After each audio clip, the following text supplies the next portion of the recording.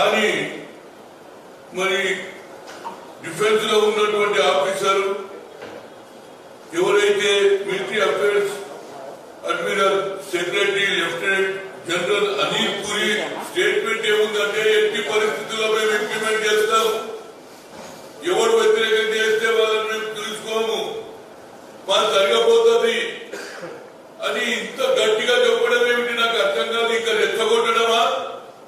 ఒక పక్క ఇంకా ఏది మంటలు చల్లారలే, యావత్ భారతదేశంలో నిప్పట్టుకున్నది.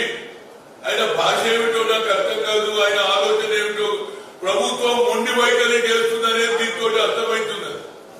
దేశానికి సైనికులు సేవ చేయడానికి ఇతర దేశాలతో ఫైట్ చేసి ప్రాణాలకు లెక్క చేయకుండా, భార్య పిల్లలకు లెక్క చేయకుండా గతంలో 15 20 సంవత్సరాల నుంచి 4 ఏళ్లు కుదిరించి తర్వాత 11 లక్షలు ఇస్తారట. దానికి మన ఎవరు కైలాష్ విజయవర్గీయ ఏం స్టేట్మెంట్ రా బాబు నీది? వాళ్ళు 4 ఏళ్ల తర్వాత మా బీజేపీ ఆఫీసులో సెక్యూరిటీ ఫోర్స్ కి ఇస్తారట. సిగ్గున్నారా బాబు నీకు? నీ టేప్ విన్నా మా ఆఫీసులో సెక్యూరిటీ కేసు అంటున్నావు. దీనికి నీ ఆలోచన ఎట్లా వచ్చింది? వరుణ్ గాంధీ ఎవరైతే బీజేపీ పార్లమెంట్ సభ్యుడు సంజయ్ గాంధీ కుమారుడు ఓపెన్ గా స్టేట్మెంట్ ఇది చాలా అవమానం అన్నాడు. దీన్ని ఇమీడియట్ గా ఖండించాడు. ఇప్పటి వరకు మరి బీజేపీ నాయకులైన ఎవరు మాట్లాడారండి? అదే కాదు, ఇంతకుముందు నుపూర్ శర్మ ఆమె స్టేట్మెంట్ వల్ల యావత్ భారతదేశంలోనే కాదు ప్రపంచ దేశాలలో కూడా అల్లకల్లోలమయ్యే ఆఖరుకు కాబూల్లో ఏదైతే గురుద్వారా సిక్కుల దాంట్లో అటాక్ కూడా చేశారు ఉగ్రవాదులు. ఎందుకు ఊరుకుంటారంటే వాళ్ళు ఇక్కడనే కాదు, నరేంద్ర మోడీ యావత్ ప్రపంచంలోనే నువ్వు లేనిపోయి అల్లపోలకు సృష్టిస్తున్నావు. నీకు ఆలోచన ఉన్నదా? ఏమిటి నీ ఆలోచన? పార్లమెంట్ లో డిస్కస్ చేయవు, అపోజిషన్ కాన్ఫిడెన్స్ లో తీసుకో అంటే నువ్వు ఇష్టారాజ్యం అయింది. అందుకే నేను అన్నా మొన్న నిన్న స్పీచ్ లో, నీకు ప్రభుత్వం నడిపించే యోగ్యత లేదు, నీకు ఎక్స్పీరియన్స్ లేదు. ఎందుకంటే నువ్వు కార్పొరేట్ సెక్షన్ లో అదాని అంబానీ చేతుల్లో బందీ అయిపోయినావు. అందుగురించి మన్మోహన్ సింగ్ ట్రైనింగ్ తీసుకోలే బాబు. ఆయన ప్రభుత్వం ఎట్లా నడిపించాలో చెప్తాడు, ఆర్థికవేత్త. అంతేకాదు ఎట్టి పరిస్థితుల్లో కైలాష్ విజయవర్గీయ మీద ఇవాళ సైనికులకు ఇంత అవమానం జరిగింది.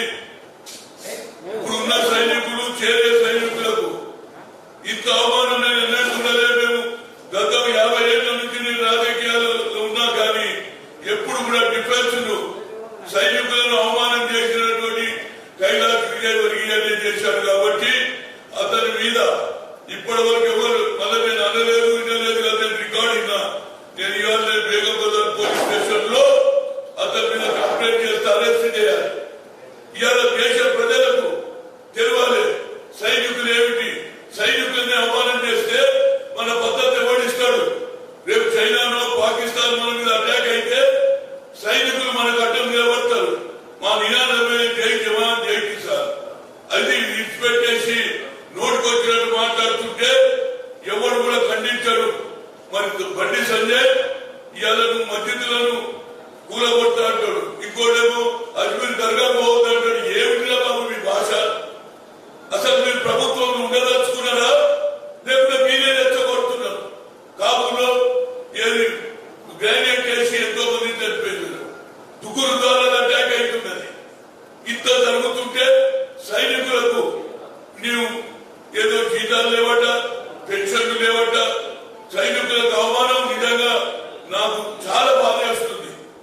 సైనికుడు అనేవాడు దేశానికి ఫైట్ చేస్తాడు, భార్య పిల్లలు లెక్క చేయకుండా సచ్చినా పర్వాలేదు ఈ దేశాన్ని రక్షిస్తానేటోళ్ళకే ఇంత పెద్ద నువ్వు సెక్యూరిటీ ఇస్తావు. నువ్వు ఎవరు? బీజేపీ జనరల్ సెక్రటరీ, నువ్వు అధికార ప్రతినిధి. దాని మీద మీరు ఎందుకు ఖండించలే? ఇమీడియట్ గా అరెస్ట్ చేయాలి. ఇప్పటిదాకా నువ్వు చర్మన్ అరెస్ట్ చేయాలి, ఇంకోటి ఇది మాట్లాడతావు కనుక ఇవాళ ఎట్టి పరిస్థితుల్లో ఇక్కడ నుంచి straight Begum Bazar police station లో కంప్లైంట్ చేస్తారు. ఎందుకంటే ప్రెస్ కాన్ఫరెన్స్ ఇక్కడనే అవుతుంది కాబట్టి ఈ పోలీస్ స్టేషన్ అతని మీద కేసు రిజిస్టర్ చేయాలి, పిలవాలి. అతను తప్పనిసరిగా శిక్ష పడే వరకు నా పోరాటం కొనసాగుతుంది. ఎందుకంటే దేశభక్తి ఈ దేశ సైనికులకి అవమానం చేసినటువంటి కేసు రిజిస్టర్ చేయరు. మొహమ్మద్ ప్రవక్తను అవమానం చేస్తే యావత్ ప్రపంచంలోనే అల్లకల్లోలం అవుతుంది ప్రపంచ దేశాల్లో ఉన్నటువంటి ముస్లిం సోదరులు. అంతేకాదా ఆఖరికి ఇవాళ పరిస్థితి ఎట్లొచ్చింది, ఆ కోపం మీద ఇవాళ కాపుల్లో ఇవాళ అటాక్ చేశారు. ఏది ముస్లిం సోదరులు మా ప్రవర్తన అంటారా? అంటే దేశం ఎక్కడ పోతుందిరా బాబు? ఇక్కడనే అల్లకల్లోలం కాదు, ప్రపంచంలో అల్లకల్లోలం సృష్టించుడు నరేంద్ర మోడీ, అమిత్ షా. ఈయనట ఇక్కడ తెలంగాణలో ప్రభుత్వం వస్తుందట. ఏమైనా పెట్టిందా బాబు? ఈ 10 ఏళ్లలో ఉద్యోగాలు ఇచ్చిందా? 2 కోట్ల ఉద్యోగాలు ఏమైంది? బ్లాక్ మనీ ఏమైంది? ఇవ్వడానికి విజయవాడని కానీ మోడీని కానీ అరెస్ట్ కూడా చేసే కెపాసిటీ లేదు. ఇక నేను చైనాతో కొట్లాడుతున్నాను. నువ్వు సైనికుల మీద అవమానం జరిగినాక కూడా ఈ విధంగా కేసు పెట్టకపోతే ఇది ప్రతి ఒక్కరి మీద సైనికులను అవమానం చేస్తారు. రేపు ఇంకో దేవుడిని దీన్ని చూసి ఇంకోటి కూడా మాట్లాడతారు. ఇది సెంటిమెంట్ దెబ్బలు కొడుతున్నాడు.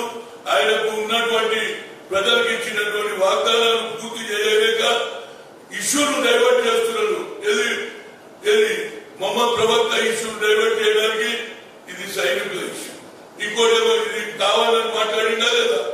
బీజేపీ ప్రధాన కార్యదర్శి సైనికుల గడ్డ సెక్యూరిటీ గార్డు అది కూడా బీజేపీ ఆఫీసులు ఇస్తాడంటే ఇంతకంటే సిగ్గు చేటు నేనైతే చూడలేదు. దీని మీద నేను ఇక్కడి నుంచి మా కోదండరెడ్డి ప్రతికారంగా నేను తప్పనిసరిగా పోయి ఇప్పుడు రైటింగ్ ఇచ్చి కేసు రిజిస్టర్ చేయాలి. వారిని అరెస్ట్ చేసే వరకు మేము మూవ్మెంట్ చేస్తామని మీడియా ద్వారా చెప్తున్నా. ఇది మన అందరికీ సైనికులకు అగౌరవం కాదు, మన భారతదేశాన్ని సిస్టమ్, మన భారతదేశ గౌరవాన్ని మట్టి కల్పినటువంటి ఎవరు ఉన్నారంటే బీజేపీ ప్రభుత్వం. అది అమిత్ షా కావచ్చు, నరేంద్ర మోడీ కావచ్చు. ఎవరు ఇచ్చమొచ్చిన ఇప్పటిదాకా ఆ శర్మను ఆ రెడ్డిని కూడా ఇప్పటిదాకా నుపూర్ శర్మను అరెస్ట్ చేయరు. వీరి మీద కేసు పెట్టారు కనుక ఎక్కడో ఒక దగ్గర మొదలు పెడితే అప్పుడన్నా ఈ బీజేపీకి బుద్ధి వస్తుంది. ఈ ప్రజలకు ఇచ్చిన హామీలు నిలబెట్టకోకుండా ప్రజలను రెచ్చగొట్టడమే కాకుండా ప్రపంచ దేశాలలో మన భారతదేశ ఉనికిని నాశనం చేసేస్తున్నారు. తప్పనిసరిగా ఈ విజయ్ ఒరిగాను కైలాష్ విజయవర్గ మీద ఇప్పుడే స్టేట్ అవైకి వెళ్ళిన పోలీస్ స్టేషన్ పోతా I make a complaint, let them arrest. సైనికులకు అవమానం కాదు, మన భారతీయుడికి అవమానం చేశారని ఇక్కడ నేను మీ ద్వారా చెప్తున్నా. ఇక్కడ నుంచి పోతాను. ఇదే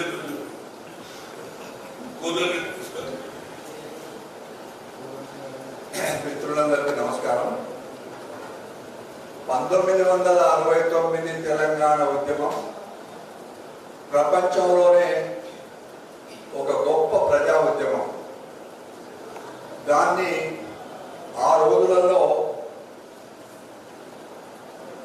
తెలంగాణకు వచ్చిన ఎంతో మంది ప్రముఖులంతా ఈ ఉద్యమ స్ఫూర్తిని, ఉద్యమ తీవ్రతను గ్రహించి ఆనాడు పిటిఐ ఒక ప్రత్యేక ప్రకటన చేసింది. ఇది ప్రజా ఉద్యమము అనే మాట. ఆ ఉద్యమ తీవ్రతను గ్రహించి ఇందిరాగాంధీ గారు ప్రధానమంత్రిగా ఉన్నప్పుడు ఆమె హుటాహుటిన హైదరాబాద్కు వచ్చి డాక్టర్ చెన్నారెడ్డి గారు, విద్యార్థి నాయకుడు మల్లికార్జున్ గారు ఇట్లాంటి ప్రముఖులతో ముఖాముఖి మాట్లాడి నా మాట వినండి, నేను తప్పకుండా మీ తెలంగాణ రాష్ట్రంలో మీకు ఏవైతే అన్యాయాలు జరిగినాయో, ప్రధానంగా యువకుల ఉద్యోగాల విషయంలో, మీకు నిధుల విషయంలో, ఈ విషయాన్ని అన్నిటిని కూడా నేను పరిష్కరిస్తానని చెప్పి హామీ ఇచ్చింది. ఆ హామీ మేరకు ఆనాడు అంత పెద్దగా ఉన్న ఉద్యమం దేశ ప్రధానమంత్రి ఇందిరాగాంధీ గారు స్వయంగా చొరవ తీసుకోవడం వల్ల ఉద్యమ నాయకులందరూ కూడా ఆ రోజు ఆ ఉద్యమాన్ని తాత్కాలికంగా విరమించుకున్నారు. దాంట్లో భాగంగానే ఇందిరాగాంధీ గారు మరీ ప్రత్యేకంగా తెలంగాణలో తెలంగాణ హైదరాబాద్ రాజధానికి చుట్టుపక్కల ఉద్యోగాల యువకులకు కల్పనకై Hindustan cables, HMC, cement corporation of India, IDPL, ordnance factory ఇట్లాంటివి అనేకమైన కర్మాగారాలు కానీ వ్యవస్థలు కానీ ఇక్కడ ఏర్పాటు చేసి పబ్లిక్ సెక్టార్లో లక్షల మందికి ఉద్యోగాలు కల్పించిన ఆనాటి ఇందిరాగాంధీ తీసుకున్న నిర్ణయం. ఈ ఇండస్ట్రీస్ వచ్చినప్పుడు ఇక్కడి ప్రజలంతా కూడా ఈ ఇండస్ట్రీస్ ఎక్కడెక్కడైతే ఉన్నాయో అక్కడ రైతాంగం అంతా కూడా ఇందిరాగాంధీ పిలుపు మేరకు మా పిల్లలకు ఉద్యోగాలు వస్తున్నాయని చెప్పి చాలా మంది రైతులు ఉదారంగా భూములు ఉచితంగానే ఇచ్చారు. కొన్ని భూములకు నామినల్ కంపన్సేషన్ మాత్రమే తీసుకున్నారు. ఇన్నేళ్ల తర్వాత ఇందిరాగాంధీ, రాజీవ్ గాంధీ, మన్మోహన్ సింగ్ గారు ఈ ఇండస్ట్రీస్ ని పబ్లిక్ సెక్టార్ కాపాడుకుంటూ వచ్చారు. మోదీ గారు ప్రధానమంత్రి అయిన తర్వాత ఆయన కన్ను ఈ పబ్లిక్ సెక్టార్ మీద పడ్డది. వీటన్ని ఈ మధ్య కాలంలో ఆయన ఏకపక్షంగా ఇవన్నీ కూడా ఈ పబ్లిక్ సెక్టార్ అన్నింటినీ కూడా అమ్మేయడానికి పూనుకున్నాడు. దీన్ని కాంగ్రెస్ పార్టీ జాతీయ స్థాయిలో ఇప్పటికే మోదీ గారి ప్రభుత్వం తీసుకున్న నిర్ణయాన్ని వ్యతిరేకించింది. కానీ ఈ రోజు ఆ నిర్ణయానికి వచ్చిన తర్వాత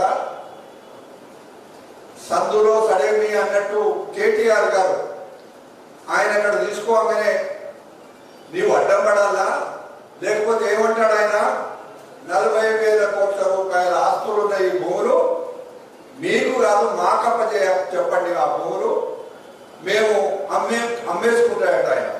అంటే ఎంత దుర్మార్గమైన మాట కేటీఆర్ నోటి నుంచి వస్తుందంటే, ఇది ఈ సందులో మోదీ తీసుకున్న నిర్ణయాన్ని వ్యతిరేకించాలా లేకపోతే స్వాగతిస్తూ ఆ సొమ్ము మాకు కావాలని అనడం ఎంత దుర్మార్గం.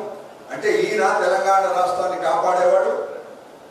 అందువల్ల కాంగ్రెస్ పార్టీ పాలసీ, మేము ఒకవేళ మోదీ గారు తీసుకున్న నిర్ణయాలు ప్రైవేట్ సెక్టార్ నిజంగానే వేలం వేస్తే వేలం వేయడానికి లేదు. ఆ ఆస్తులు అంటే కేవలం భూములు మాత్రమే సుమా, ఆ భూములు మళ్ళీ ఏ రైతులైతే ఆనాడు ఉదారంగా ఇందిరాగాంధీ పట్ల గౌరవంతో ఇచ్చిండ్రో ఆ వివరాలన్నీ తీసుకొని వాళ్ళకి మళ్ళీ తిరిగి ఇవ్వాలి. లేదా ఇంక కొంత సమాచారం లేకుంటే ఈ రోజు తెలంగాణలో ఎన్నో ప్రాజెక్టుల కింద మల్లన్న సాగర్ నుంచి మొదలు పెట్టుకుంటే కాళేశ్వరం దగ్గర నుంచి మొదలు పెట్టుకుంటే ఎక్కడ చూసినా కూడా అక్కడ ఈ నిర్వాసితులు బజార్లో పడ్డారు. ఆ నిర్వాసితుల కన్నా ఈ భూములు ఇవ్వాలి. కానీ కేటీఆర్ నువ్వు అమ్ముకోకు, నేనే అమ్ముకుంటానే, నాకే హక్కు ఉందనే మాట సిగ్గుచేటు. అందుకే కాంగ్రెస్ పార్టీ డిమాండ్ చేస్తున్నది, కేంద్రము ఏవైతే పబ్లిక్ సెక్టార్లను వేలం వేయాలనుకుంటున్నాయో ఆ ఆస్తులు ఏమైనా ఉన్నది, కానీ భూమి మాత్రం ఈ తెలంగాణ రైతాంగానికి 1 ఎకరము కూడా వాళ్ళకి హక్కు లేదు. వాళ్ళ ఆ రోజులలో చాలా ఈ ప్రాంతం యువకులకు ఉద్యోగాలు రావాలని ఇచ్చిన భూములు కాబట్టి వాళ్లకు ఇవ్వాలి, నిర్వాసితులకు ఇవ్వాలి, ఇంకా మిగులుగా ఉంటే పేదవాళ్లకు పంచిపెట్టాలని తప్పిస్తే ఇది రాష్ట్రము కేంద్ర ప్రభుత్వాలు వేలం వేయడానికి లేదు అనేది కాంగ్రెస్ పార్టీ ఖచ్చితంగా డిమాండ్ చేస్తా ఉంది.